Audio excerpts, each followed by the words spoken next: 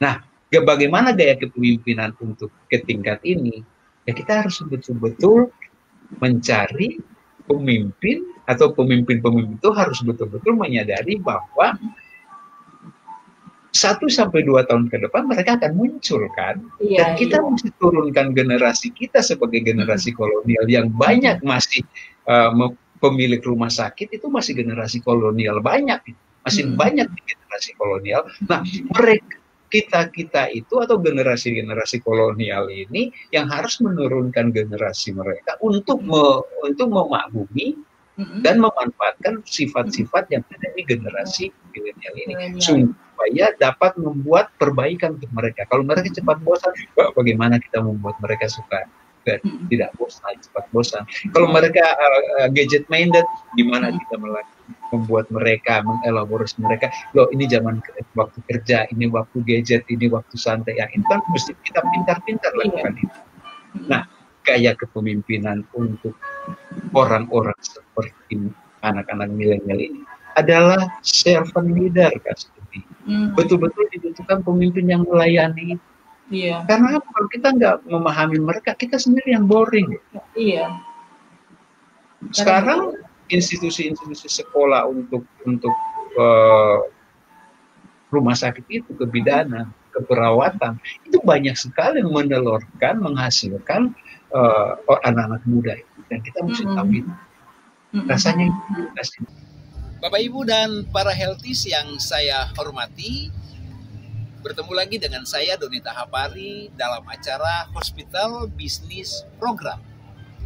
Program yang membahas secara lengkap tentang bagaimana cara mempertahankan dan meningkatkan bed occupancy rate atau yang kita kenal dengan BOR rumah sakit di masa-masa seperti saat ini.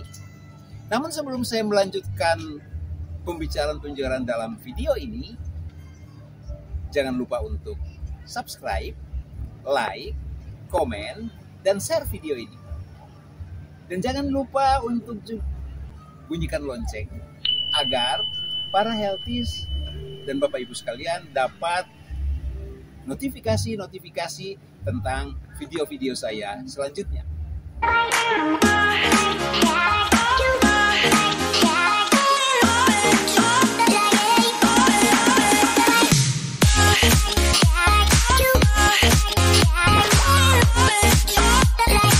Untuk mengenai bicara leadership ini, Coach, maka kita akan bicara tentang perspektif dan strategi dan jam terbang dari pemimpin itu sendiri, Coach. Bisa Coach Doni jelaskan tentang hal ini, Coach? Perspektif dan jam terbang, ya? Iya, perspektif, strategi, dan jam terbangnya, Coach. Jadi begini, Kak Cindy. Idealnya pemimpin itu sudah melewati tahapan, guys. Jadi begini,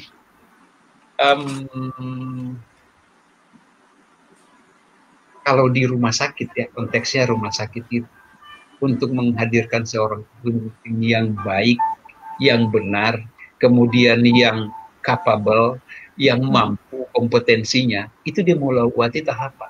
Misalnya kita bikin konteks dia seorang perawat deh. Iya. Kalau dia mulai datang dengan perawat staf di ruangan,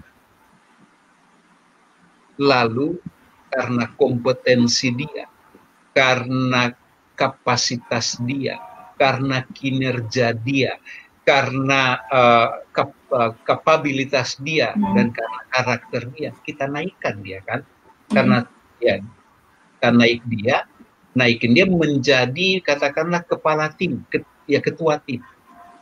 Dalam satu tim di rumah sakit, satu sesi pekerjaan itu, shift pekerjaan itu kan ada kepala timnya itu.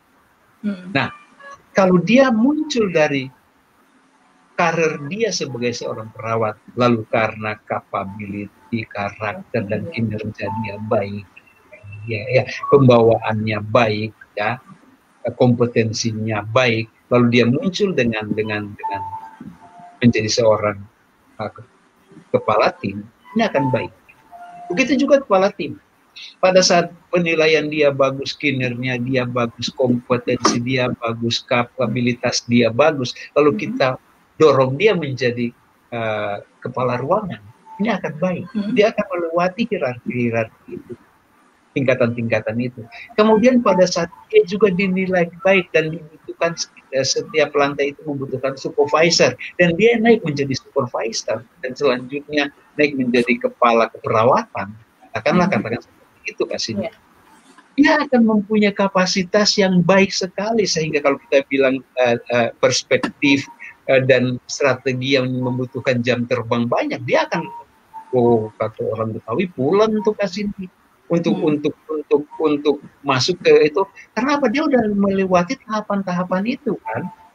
Nah, pada saat dia melewati tahapan-tahapan itu, andai kata terjadi trouble di hal yang terkecil di unit dia bisa menghandle itu. Kenapa? Dia pernah dapat persoalan yang sama waktu dia masih sebagai staff kan. Nah, inilah leadership yang dibutuhkan, guys. Telah melewati jenjang-jenjang ini. Iya kan? Nah, menjadi persoalan kan banyak juga sekarang yang tahu-tahu muncul dari leadership sana. Bisa, kita juga tidak bisa menafikan itu. Itu bisa, sah-sah saja.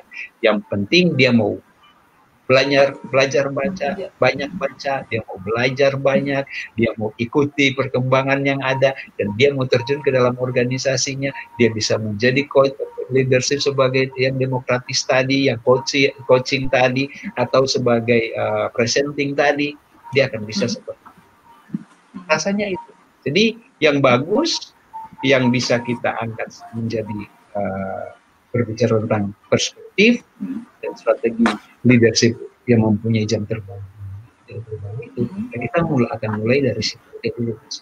Dengan demikian, kalau semua mau seorang leadership melalui tahapan-tahapan yang sudah dia lalui dalam satu organisasi, dia akan gampang sampai ke tingkat atau mimpinya pun jadi membumi untuk kemajuan perusahaan.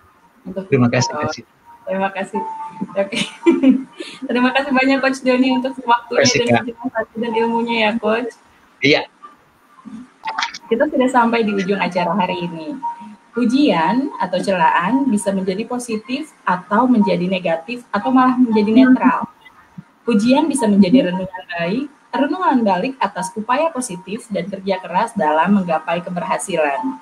Pujian juga bisa membangunkan semangat yang lebih besar karena ada rasa senang, rasa sukacita, dan rasa bangga mewarnai hati dan perasaan kita.